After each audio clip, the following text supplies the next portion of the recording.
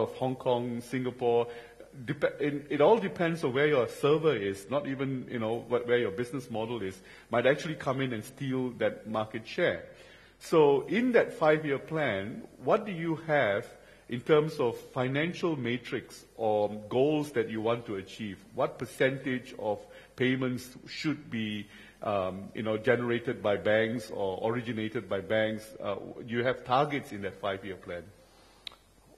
Well, to begin with, our 5-year plan is a rolling 5-year plan, and it's not a communist country that have the 5-year plan.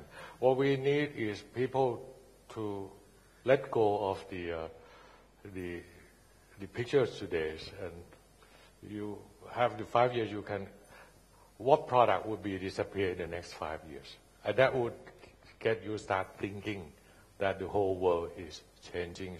What product would be completely that doesn't exist today would come up in the next 5 years, and that is something that would help us to abandon what we are today and can anticipate what can happen in the next 5 years, and that would allow us to lead the change.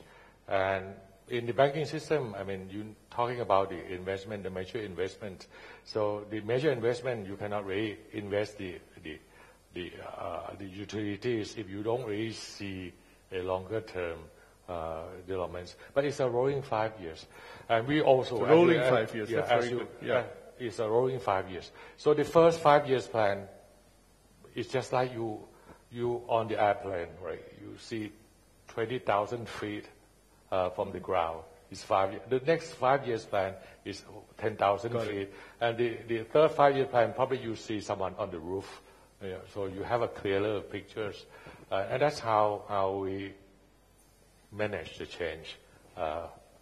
And we also, obviously, we have the KPI, the target. We have set the target. How many transactions?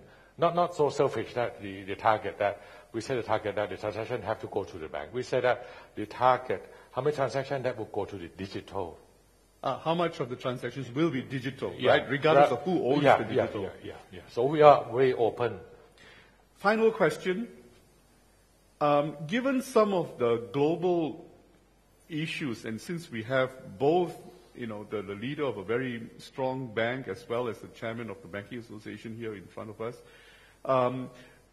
the issue of ethics in financial services. And when you think about some of the experiences that we read about on a global front, the FX crisis that just happened, right after the LIBOR, where small groups of wholesale players dominate and actually distort market prices.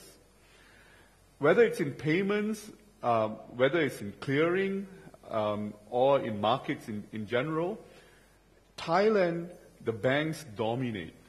In fact, you are in a position to go talk to the regulator and say that if you don't give us a lot of privileges, we will affect liquidity in the marketplace. And if there's no liquidity, there's no growth.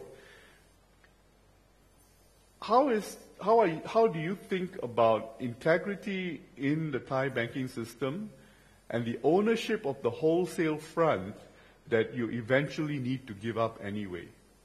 I think the governance of the Thai banking system has improved tremendously right after the 1997 financial crisis.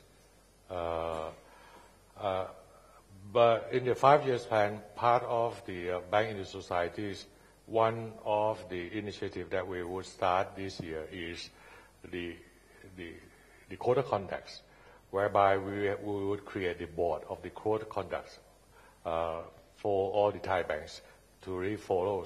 So basically, we would, in short term, in the short definition, we want to be a self-regulated organization. Yes, that's a very good approach. And in a way, Thai banks have been self-regulating because I think the moral compass is actually quite strong. But what are some of the challenges that you see and some of the risks that you see that you need to be careful of going forward?